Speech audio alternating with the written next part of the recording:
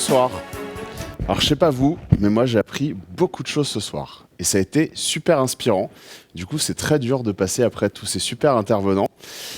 Parce que moi, très modestement, je vais vous parler de coopératif, de coopération, de solidarité et surtout de bon sens. Et je vais vous expliquer mon parcours. Il est très simple, comme tout à chacun. J'ai grandi, moi c'était en banlieue parisienne. Et j'habitais dans une résidence. Du coup, il n'y avait pas de coopérative à l'époque. Mais voilà, enfant unique, je me suis fait des amis, des copains. Et du coup, c'était la collaboration, le truc classique d'enfance. On se fait des copains pour pas être tout seul, parce qu'on est déjà à la maison. En plus, avec une mère qui vous élève tout seul. Et du coup, chemin faisant, j'ai fait mon parcours scolaire classique, même si orienté plutôt vers l'électronique et l'envie de découvrir des nouvelles technologies, peut-être un avant-goût d'avant-gardisme, je ne sais pas. Mais en tout cas, voilà, j'ai fait mon parcours scolaire classique, un lycée, en électronique, un BTS, une école d'ingénieur. Et là, catastrophe. Je découvre le monde associatif. Et je découvre, au-delà bien sûr de la partie festive, la partie coopérative dans l'ensemble des activités extrascolaires qu'il y a, notamment dans l'école d'ingénieur. Et du coup, je m'engage de plus en plus. Ça me donne envie, ça me fait envie, ça me fait sortir aussi, entre guillemets, de ma bulle. Et derrière, ça me permet aussi de rencontrer des gens. Et pour la petite histoire, c'est en sortant et en faisant la fête que j'ai eu l'idée de monter ma première société. Avec des amis que j'ai rencontrés, justement, que je ne connaissais pas et sur lequel on est parti sur une coopération et du collaboratif très rapidement, sur un constat très simple, c'est que tout simplement, à l'époque, vous savez, le petit objet qui aujourd'hui ne nous quitte plus, qui à l'époque était relativement rare encore, doté souvent d'un écran noir et blanc et qui ne permettait même pas d'envoyer des SMS groupés. Et les SMS, justement, c'est le business qu'on a monté. À l'époque, il fallait se casser 2 pouces pour arriver à écrire 20 SMS à la suite. Alors imaginez l'ensemble de ces acteurs qui organisent des soirées, montent des spectacles de théâtre, développent des comédies musicales et plein d'autres activités culturelles.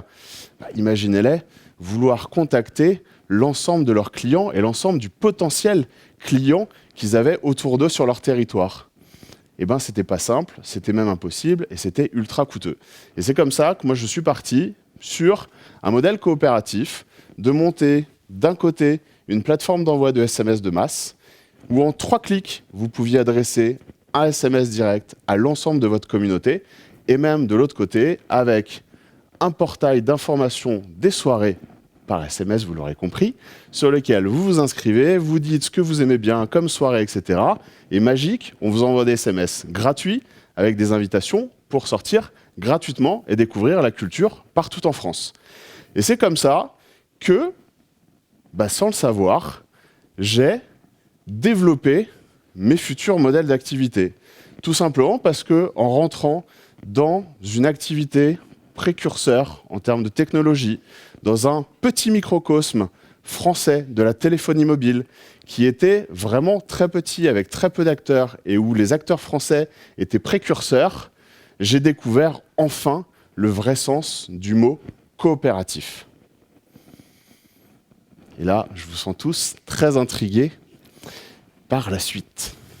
Et la suite, c'est très simple. C'est que nous, on faisait très modestement du SMS et qu'en fait, on a découvert d'autres acteurs de la téléphonie mobile qui, eux, faisaient du contenu. À l'époque, ils distribuaient des sonneries polyphoniques, monophoniques, vous savez, les petits piou-piou-piou-piou. Voilà, les petits fonds d'écran, etc. Vous payez 3 € pour télécharger une image dans votre téléphone. Pareil pour une sonnerie qui change un peu de celle qui est préchargée. Et ça vous coûte 3 €. Voilà.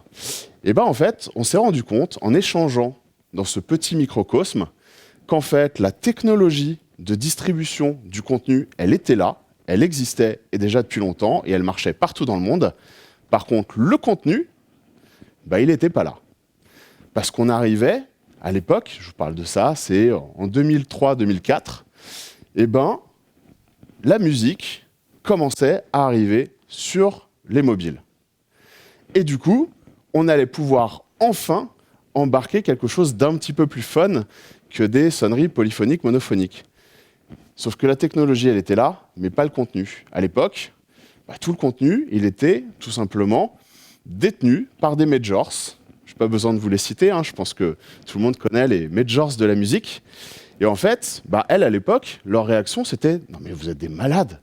Nous, notre métier, c'est de produire des concerts, c'est de sortir des cassettes, des CD, etc., de faire de la promo à la radio, etc. Vendre du contenu via Internet, distribuer du contenu sur les mobiles, mais vous êtes complètement fou. Et vous croyez que pour 5 secondes, 10 secondes de boucle musicale, les gens vont payer 3 €? Eh bien, j'ai envie de dire, tant mieux pour le coopératif, tant mieux pour surtout le secteur des indépendants, puisqu'à l'époque, nous, tout notre écosystème, c'était tout simplement tous ces acteurs, ces musiciens, ces artistes indépendants, qui pour certains étaient connus, pour d'autres beaucoup moins, et on leur a permis pendant 2 ans de sortir de l'ombre en montant le premier catalogue d'artistes indépendants. Et tous les labels indépendants ont suivi derrière et on les a distribués dans 58 pays. Et c'est comme ça que j'ai compris le mot coopératif. Et là, vous me direz, ça vous avance pas plus. Qu'est-ce que ça m'a amené vraiment? Eh bien, ça m'a montré tout simplement que, comme on a pu l'entendre depuis le début de cette soirée, en fait, c'est la collaboration, c'est la solidarité et c'est le partage d'expériences, de vécus et de visions lointaines qui permettent à un écosystème de se développer, de s'auto-développer et de s'auto-entraider en bottom-up. Et c'est comme ça que j'ai construit toutes mes autres activités derrière. Je ne vais pas vous faire tout le récit de mes activités, il y en aurait trop, surtout les bonnes gamelles, mais celles qui sont les plus importantes, c'est celles où on rebondit. Et ça m'amène à ce que je fais aujourd'hui, c'est-à-dire la solidarité dans le coopératif. On n'est pas en SCOP, on n'est pas en SKIC, et tout ça, très sincèrement, je l'ai découvert que très tardivement, il y a à peine 6 ans, quand justement je me suis engagé dans l'économie circulaire, et à l'époque on ne parlait même pas d'économie circulaire, on parlait de déchets, et de réduire les déchets. Mais avant d'être des déchets, c'était des ressources. Et en fait, nous, on est rentré dans cette activité, et on a monté Co-Recyclage, tout simplement, comme beaucoup de gens du monde du collaboratif, par rapport à une problématique qu'on a vécue. Mon associé, il déménageait pour Copenhague. Vous imaginez bien, avec autant de kilomètres, en plus il allait vivre dans un meublé, tout ce qu'il y avait dans son appartement, il n'allait pas l'emporter. Ça n'avait aucun intérêt. Pour autant, pourquoi jeter toutes ces ressources, vieux canapés, vieilles machines à laver, etc. Ça n'a pas de sens de jeter, autant que ça serve à quelqu'un. Voilà. Et du coup, il a cherché des solutions. Il n'en a pas vraiment trouvé, pas en tout cas des solutions acceptables pour lui et qui étaient simples d'utilisation. Et comme par hasard, en parallèle, moi j'ai la même problématique, mais au niveau professionnel. On change sur une de mes sociétés de bureau pour s'agrandir. Et là, j'ai 10 postes de travail complets sur les bras, quasi neufs, qui ont moins de 2 ans, et où on décide à l'époque de tout changer parce que la mode était dans l'harmonisation. Et du coup, je pars en quête, pareil, de solutions.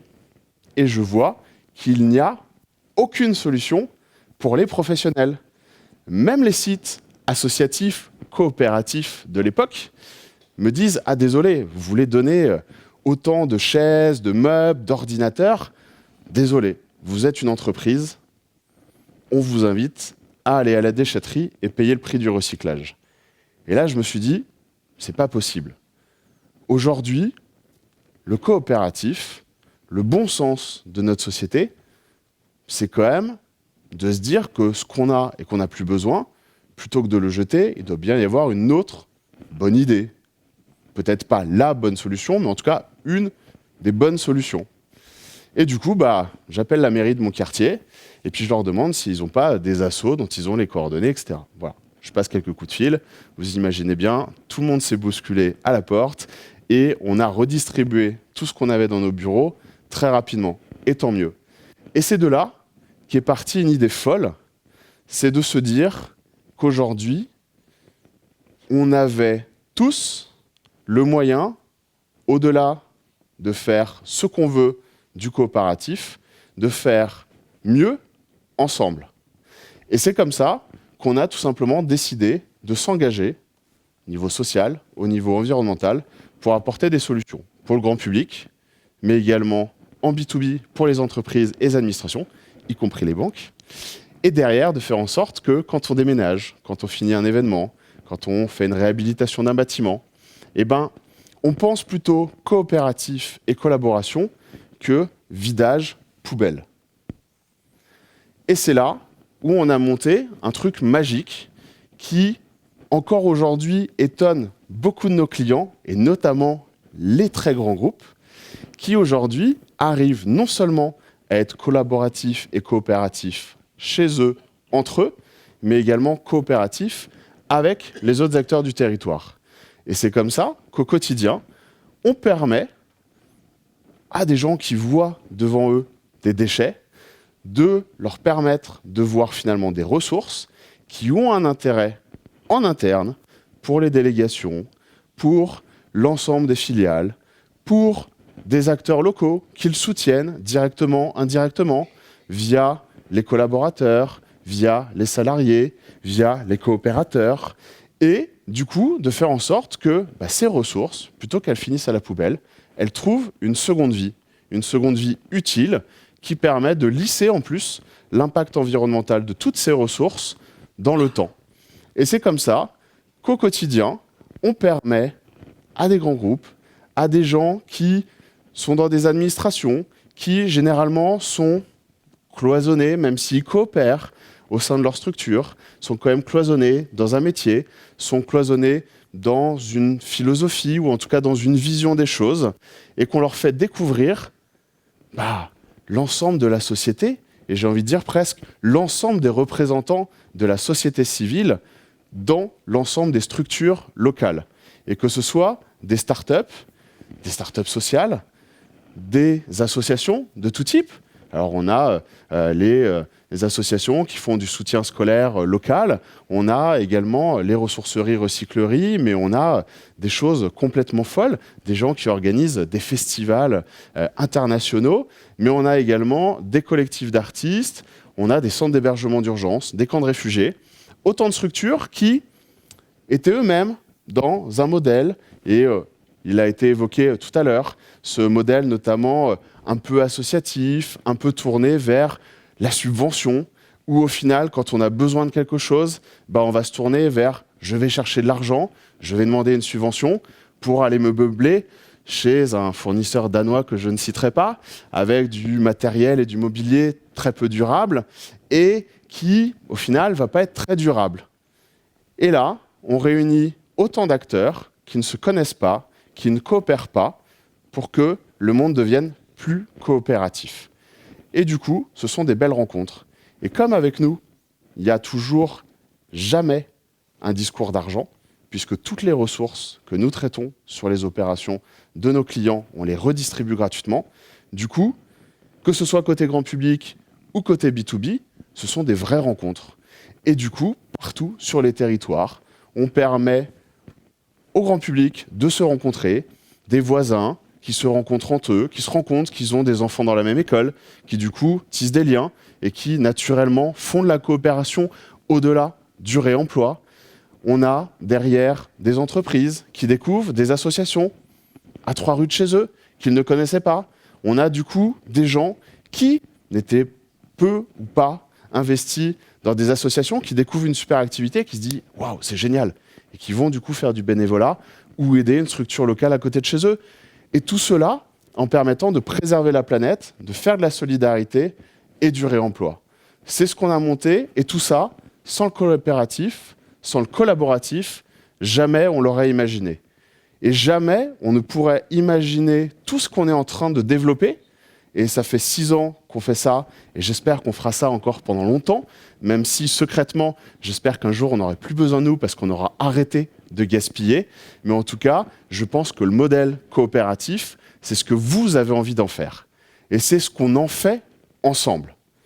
Et c'est pour ça que ce soir, on a parlé des différents modèles, des différentes structurations, des différents modes de fonctionnement, des différents services autour du coopératif.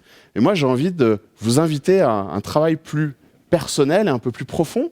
C'est vous dire quelle est la définition pour vous du coopératif. Quel est ce que vous avez envie de voir ressortir du coopératif pour vous, pour votre projection dans les années à venir, pour votre famille, pour vos enfants ou pour vos futurs enfants et les futures générations. Et j'espère que ce sera toujours la solidarité, l'éco-responsabilité, et puis s'il y a du réemploi dans tout ça, eh ben bravo. Merci beaucoup.